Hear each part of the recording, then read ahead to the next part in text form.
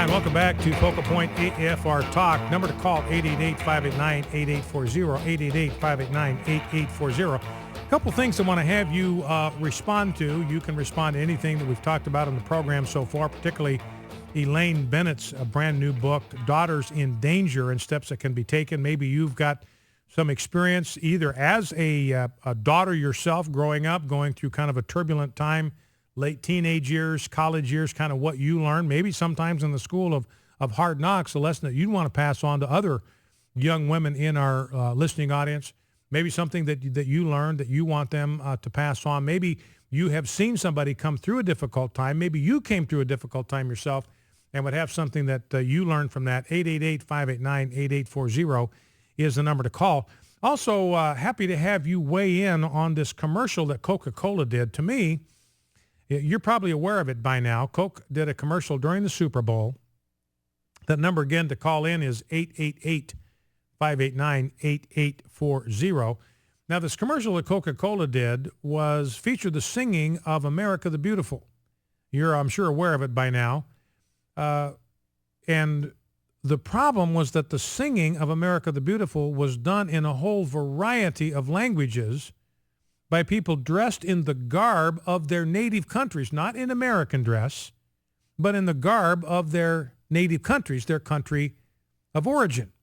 And they were singing America the Beautiful in their own language. Now, I personally found this objectionable, and I want to see if you do too. Maybe you think it was great, wonders of diversity, but it seems to me it's just contributing to the balkanization of our culture when you have... You know, one of the things that binds a nation together, any people group together, is language. That's what binds them together. They share the same language, and when they do not share the same language, you get division, you get separation. You cannot have cultural unity, cultural harmony, unless people are able to communicate with one another and speak the same language. You know, one of the groups, Wycliffe translators, they go all around the world translating the Bible into the language of people who've never heard the gospel, and they found that there are 600-700 individual language groups that still do not have the scriptures in their own language. Maybe it's down to 200, but anyways, there's several hundred people groups that do not have the Word of God, or did not at one time have the Word of God in their own language, and they will discover when they go to places like Urian Jaya that there will be a tribal group that'll speak one language in one valley, one watershed. And on the other side of the range, just over the hill literally, will be another people group that speaks a completely independent language, a language of their own. And these two people groups, they cannot communicate with each other because each of them speaks a different language. So it may be a people group of 600 or 700 people. They are completely isolated from their neighbors. They have no way to communicate with their neighbors because they speak a different language.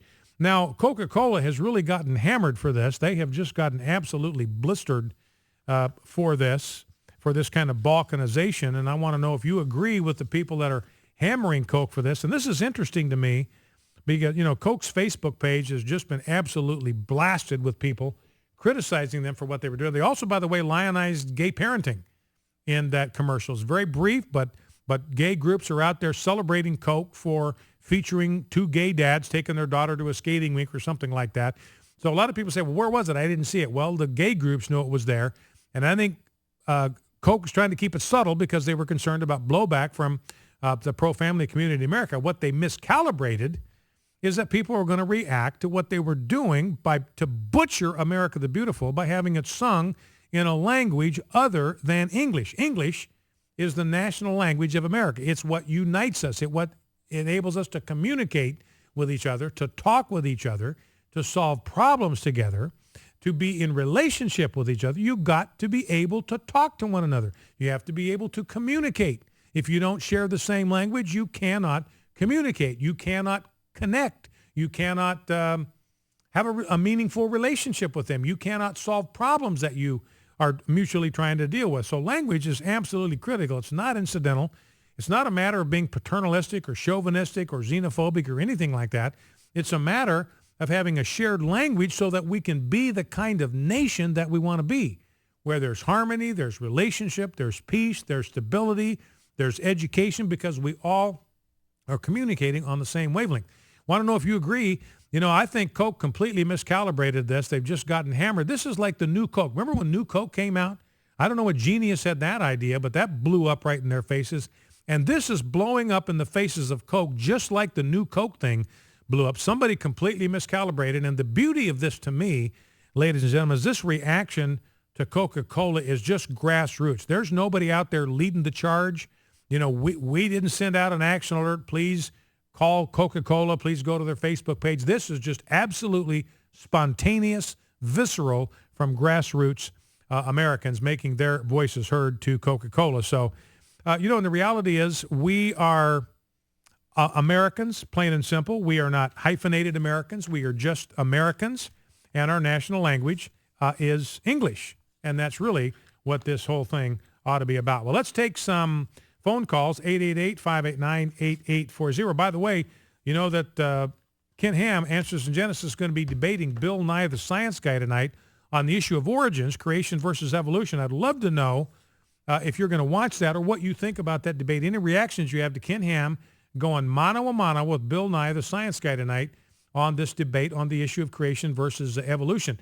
We've been over these statistics before, but this is another part of the winnable war thing. I think Ken Ham is going to turn Bill Nye into an absolute pretzel because Ken Ham knows his stuff. He knows the science that supports creationism. Bill Nye is going to be out of his depth. Is going to be over his head. He's going to be out of his league. He's going to be resorting to bromides and cliches. And Ken Ham is going to bring hard, fast, solid science into the debate. You watch that thing tonight, and I will bet you anything Ken Ham is going to talk a lot more about science than Bill Nye is. And you ask yourself the question, okay, who's the pro-science guy in this debate? Who's the anti-science guy in this debate? The pro-science guy is going to be Ken Ham. The anti-science guy is going to be Bill Nye. And don't forget, according to Gallup poll 2012, 46% of the United States, U.S. adults, believe that God created humans pretty much in their present form in the last 10,000 years. That's almost half of America, 46%. Another 32% believe that humans evolved with God's guidance.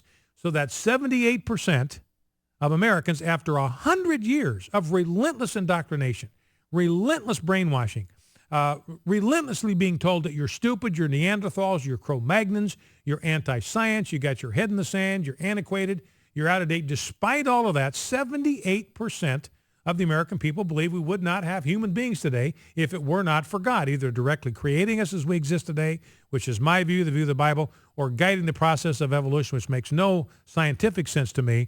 But only 15% believe that human beings got here with no divine guidance at all. So that is good news on the winnable war front. Well, let's go to the phones. Let's grab a call from Mason, San Angelo, Texas. Mason, welcome to Focal Point. What's on your mind? Hello, Mr. Fisher. Can you hear me all right? Yes, I can. Go right ahead. Okay, now you did a story earlier about a young woman who was raped by her father. Yes, she was, yes. Okay, I just have a problem. It's terrible. Don't get me wrong, but you said that you took issue with her having an abortion over the child born from incest. Well, you got a number of problems here. This is a crime. Right. And the abortion clinic covered it up. This was statutory rape. This is incest. The girl was 12 years old. And the abortion clinic not only took the life of the innocent child, but covered it up, covered this guy's tracks. You think that's right? Okay. I apologize. I didn't hear the entire story. I was under the impression that that it was... Well, let me ask you this. Let me ask you this question, Mason. Now, the incest is terrible. It's a terrible crime. Yeah. The rape is a terrible crime. This is horrible, terrible crime. Do you think the baby that was conceived in that act should be the one that is punished, or should the father, the one who's guilty of incest and rape, should he be the one that is punished? The father should be punished. Should the child be punished? Should the baby be punished? It is not my opinion that the mother, let's just pretend that this young girl was 18 years old. I believe that she should have had the choice to have that abortion. Well, let me ask you this: to live with that for the rest of your life is something I don't think anyone should have to go through. And I think Well, the Mason, choice Mason, to do have you, that abortion yeah, is but important. Mason, do you realize that she's going to have to live the rest of her life dealing with the consequences of having aborted her child? She'll be living with that for the rest of her life. No, I understand. So But Mason, let me back circumstances up. are just terrible. Yeah, but let me back up a second. We both agree incest is horrible. Incest is terrible. Rape is horrible. Rape is terrible. The father ought to pay. I think he ought to pay the ultimate penalty. I think he ought to get the death penalty for this. He's getting 25 years in prison, but at least he's going to prison. He got caught. He got busted. He got sent to prison. But let me ask you this very simple question, Mason. Was this girl carrying a baby? Yes, she was. So do you think that we ought to put, and this baby, if you want to look at it this way, this baby was executed for the crime of incest and rape. The baby was executed. The baby was dismembered in the womb of its mother, Mason. Do you think there's anything morally right or appropriate or just about that? The fact that it was covered up by the abortion clinic, the fact that it was illegal for the most part, that's wrong. Yeah, But and if it was taken, if it was under circumstances, and like I said earlier, she was older and she went to a clinic and it was all clean, I have no problem with that. okay, so I want to button you down on this, Mason, because you've admitted that it was a baby that she was carrying in the womb. So what you are saying, if the circumstances are right, it's okay to kill a baby. Well, I mean, if you want to put it in the absolute worst way. Well, that's just yeah. direct. I mean, Mason, that's just using your words. That's Well, not then anything. have the right to Well, listen, I'm out of time, Mason. Thanks for sticking around for the conversation. Back after the news. Stay with us. Focal Point AFR Talk.